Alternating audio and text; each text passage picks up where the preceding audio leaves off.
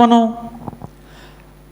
సమాధానమును గూర్చిన సంగతులు మీకు ప్రకటించినను మీరు వినలేదు, అందుకే నాకు చాలా దుఃఖం కలుగుతుంది అన్నాడే. ఎన్నిసార్లు నీకు దేవుడు నీతో మాట్లాడాడు, ఎన్నిసార్లు దేవుడు నీకు గద్దించాడు, బుద్ధి చెప్పాడు, అయినా నువ్వు వింటున్నావా? నీకు నచ్చిందే చేస్తావు.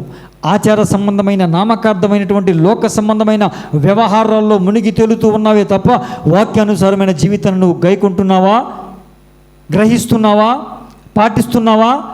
ఎంతవరకు పాటించగలుగుతున్నావు?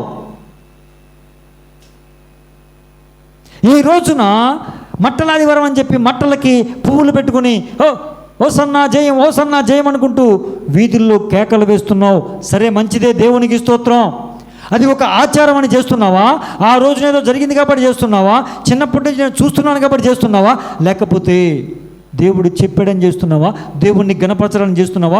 దేవుడు ఈ రోజున ఇదిగో ఈ విధంగా స్తుతించబడ్డాడు అని తెలియపరచడానికి చేస్తున్నావా? ఒకవేళ దేవుడు ఈ విధంగా స్తుతించబడ్డాడు, కొనియాడబడ్డాడు, గణపరచబడ్డాడు, ఇదిగో కొన్ని వేల సంవత్సరాల క్రితం ఈ విధంగా జరిగింది అని ప్రజలకు తెలియపరచాలి అన్న నీ ఉద్దేశం మంచిదే, నేను కాదంటలేదు. కానీ వాక్యాన్ని ఎంతవరకు పాటించగలుగుతున్నావు? అలా కేకలు వేసిన తర్వాత యెరూషలేము పట్టణానికి వచ్చి సమీపించి ఆ పట్టణం వైపు తేరి చూసి ఆ పట్టణంను గూర్చి ఏడ్చి ఆయన పలికిన మాటలు నిన్ను గూర్చి పలుకుతాడా లేకపోతే నిన్ను గూర్చి సంతోషిస్తాడా? నిన్ను చూసినప్పుడు, నీ వద్దకు వచ్చినప్పుడు నువ్వు వేసిన కేకలు చూసి సంతోషపడే వ్యక్తిగా ఉంటాడా లేకపోతే నీ జీవితాన్ని చూసి సంతోషపడే వ్యక్తిగా ఉంటాడా? యెరూషలేమును చూసి ఏడ్చినట్లుగా నిన్ను చూస్తే ఆయనకి ఏడుపు వస్తుందా, సంతోషం వస్తుందా, దుఃఖం వస్తుందా, ఆనందం వస్తుందా? ఎలాంటి జీవితాన్ని నువ్వు కలిగి ఉన్నావు ఈరోజు? పాట పాడమంటే దావీదు తనయా హోసన్నా, హోసన్నా, మంచిదే, పాడో, తప్పులేదో. బ్రతుకులో కూడా జీవించగలగాలి కదా, చూపించగలగాలి కదా, ఆ బ్రతుకు కూడా ఉండాలి కదా. యెరూషలేమును చూసి ఆ రోజున ఏడ్చినట్టు నిన్ను చూసి ఈ రోజున ప్రభు ఏడిస్తే ప్రయోజనం ఏంటి? ఇన్ని సంవత్సరాల నుంచి దేవుడు నీతో మాట్లాడుతున్నాడు, ఇన్నిసార్లు దేవుడు నిన్ను గద్దించాడు, ఎన్నిసార్లు దేవుడు నిన్ను హెచ్చరించాడు, ఎన్నిసార్లు దేవుడు నీకు బుద్ధి చెప్పాడు, ఎన్నిసార్లు సమాధాన సంగతులు నీకు వినిపించాడు, అయినను పెడచెవిన పెట్టి నీ ఇష్టం వచ్చినట్లుగా నువ్వు బ్రతుకుతూ ఉన్నావంటే, ఏదో ఆచార సంబంధమైన భక్తి, అలవాటైన భక్తి చేస్తున్నావంటే నిన్ను గూర్చి దేవుడు సంతోషించే వ్యక్తిగా ఉన్నాడా? ఈ రోజున యెరూషలేమును గూర్చి ఏడ్చినట్లుగా నిన్ను గూర్చి బాధపడి దుఃఖించేవాడిగా ఉన్నాడా? ఎలాంటి జీవితాన్ని నువ్వు కలిగి ఉన్నావో ఒకరోజు నువ్వు ఆలోచించి, ఈ దినమున ఒకసారి నువ్వు ఆలోచించి.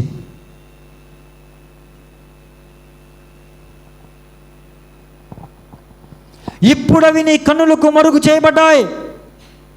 అదే మాట నీతో మాట్లాడితే ప్రభు ఇన్ని రోజులు అవకాశం ఇచ్చా, ఇక నీకు ఆ అవకాశం ఉండదు అంటే ఏంటి పరిస్థితి? సమయం అయిపోయిన తర్వాత ఏడ్చితే ఏమాత్రం కూడా ప్రయోజనం లేదు. ఇప్పుడు ఏడ్చువారే ధన్యులో. కయ్యను సమయం అయిపోయిన తర్వాత ఏడ్చాడా లేదా? అయ్యో, నా దోష శిక్ష నేను భరించలేనంత గొప్పది. ఏశావు తరువాత మారు మనస్సు పొంద అపేక్షించి కన్నీళ్లతో ప్రార్థన చేసినా ప్రయోజనం లేదు. ఇస్కరియోతు యోధా ఏడ్చాడా? ఏడ్చలేదు. తర్వాత ఏడిస్తే ప్రయోజనమే ఉండదు. దేవుడు నీకు అవకాశాలు ఇస్తున్నప్పుడు ఆ అవకాశాన్ని సద్వినియోగం చేసుకుని నువ్వు జీవించి ఇతరులకు మాదిరిగా మారాల్సిన సమయం ఇది. ఇంకనూ నువ్వు దేవుడు నన్ను ఏమీ చేయడలే, కృపాకాలంలో ఉన్నాములే, కృప చూపుతాడులే, క్షమించేస్తాడులే అనుకుంటే పొరపాటు.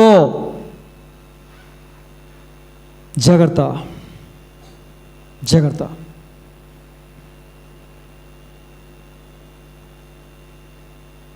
ఇప్పటికీ చాలామంది ఆ యెరూషలేము పట్టణం అనగా, యెరూషలేము అంటే నామకార్థ క్రైస్తవులు ఎక్కువైపోయారు. ఆచార సంబంధమైన, అలవాటు సంబంధమైనటువంటి మూఢ నమ్మకాలతో కూడినటువంటి భక్తి ఉన్నారు. అలా భక్తి చేసే వాళ్ళని ప్రభువు చూసి సంతోషించడు, దుఃఖపడతాడు.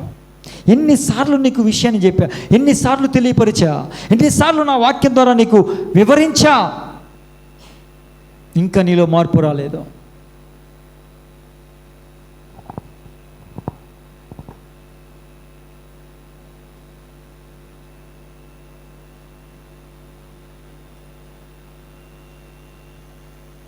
ప్రియమైన దేవుని బిడ్డలారా, ఆ యెరూషలేము పట్టణంలోకి సమీపించి యెరూషలేము పట్టణం గురించి ఈ విధంగా అన్నాడు కదా. యెరూషలేములోకి వచ్చి ఎక్కడికి వెళ్ళారండి? యెరూషలేములోకి వచ్చి ఎక్కడికి వెళ్ళారు? దేవాలయములో ప్రవేశించారు. దేవునికి స్తోత్రం. హల్లెలూయా, హల్లెలూయా. దేవాలయములో ప్రవేశించగానే ఏం జరిగింది? ఏం కనపడింది ఆయనకి? చెప్పన ఏం కనపడిందో? వ్యాపారం, వేలంపాటలు, వ్యాపారాలు కనపడ్డాయి. దేవుని మందిరంలో ఏముండాలి? నా మందిరం అనేక జనులకు ప్రార్థనా మందిరం అని పిలువబడుతుంది, మీరు దానిని దొంగల గుహగా చేశారు.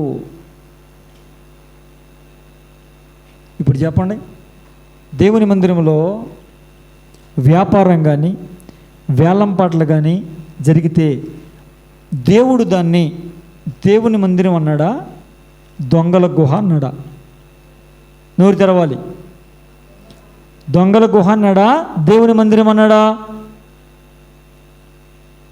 చెప్పరమ్మా, రెండోసారి చెప్పరేక, రెండోసారి చెప్పరమ్మా, ఒకసారి సరిపోయిందా?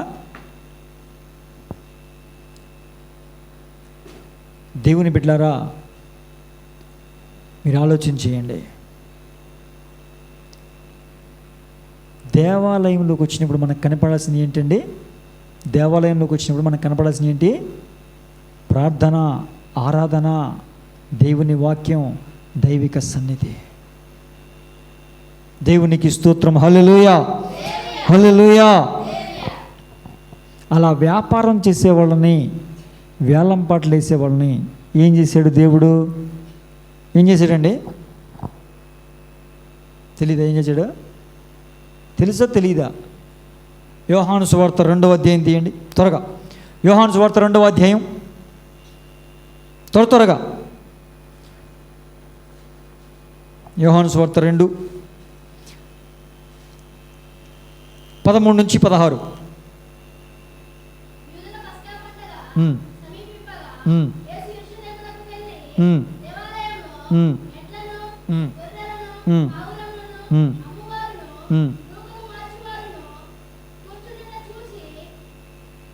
చదువునా?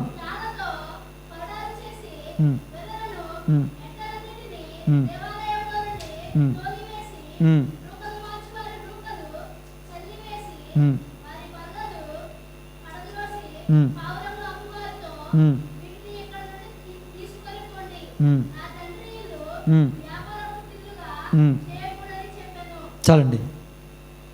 ఇప్పుడు ఏం చేశాడు అర్థమైందా? ఏం చేశాడంట? వ్యాపారం చేస్తుంటే చూసి కొరడాలు తయారు చేశాడు. మీరు నా వైపు చదివినారు కదా. ఏం చేశాడు? కొరడాలు తయారు చేసి ఒక్కొక్కరిని కొట్టడానికి సిద్ధమైపోయాడు. పశువుల్ని అన్నిటినీ కూడా కొట్టి బయట తోలేశాడు. చాలా బాధపడ్డాడు. బాధపడి అక్కడి నుంచి వెళ్ళిపోవడానికి ఇష్టపడితే కొంతమంది కుంటివారు, ఎవరండి? కొంతమంది కుంటివారిని, గుడ్డివారిని దేవాలయంలో, అయ్యా మమ్మల్ని బాగు చేయా, మమ్మల్ని స్వస్థపరచయ్యా అని అడిగితే మత్తయి సువార్త 21:14 ఉంటుంది. అడిగితే వాళ్ళని బాగు చేసి స్వస్థపరిచాడు. వెంటనే అక్కడ నిలవకుండా వెళ్ళిపోయాడు. ఎక్కడికి వెళ్ళాడు? బేతనీకి వెళ్ళిపోయాడు. ఎవరున్నారు అక్కడ? ఎవరున్నారమ్మా? మరియా, మార్తా, లాజరు ఇంటికి వెళ్ళిపోయాడు. అది దేవుని మందిరమే అయినా దైవిక సంబంధమైన విషయాలు లేకపోతే ఖచ్చితంగా దేవుడు అక్కడ ఉండడో, వెళ్ళిపోతాడు. దేవుడు అక్కడ ఉండడో, వెళ్ళిపోతాడు. పేరుకు మాత్రమే దేవాలయం, కానీ దైవిక సంబంధమైన విషయాలు లేకపోతే దేవుడు ఆ మందిరంలో ఉండడో.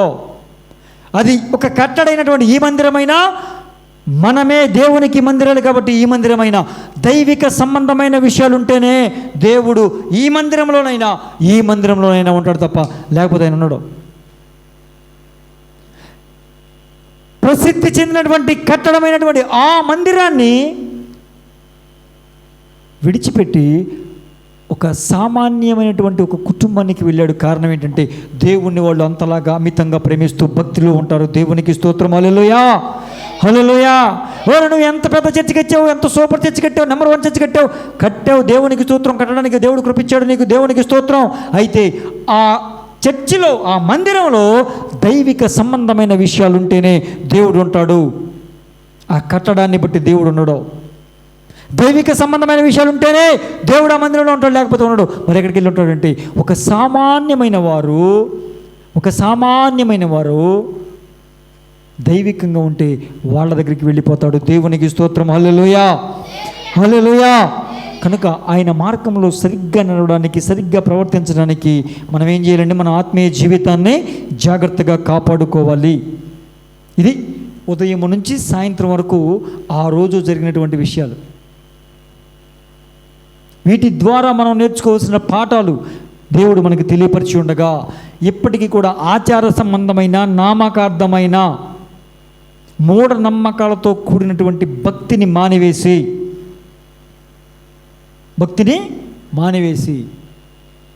ఆత్మ సంబంధమైన, వాక్యానుసారమైన, దేవుడు సంతోషించే భక్తిని సాధన చేద్దాం. దేవుణ్ణి సంతోషపరిచేవారిగా, ఆనందింపజేసేవారిగా మన ఆత్మీయ జీవితాలని కట్టుకుందాం. దేవుడు అట్టి కృప ప్రభు మనందరికీ దయచేసి నడిపించునుగాక. ఆమేన్. ప్రార్థన చేసుకుందాం.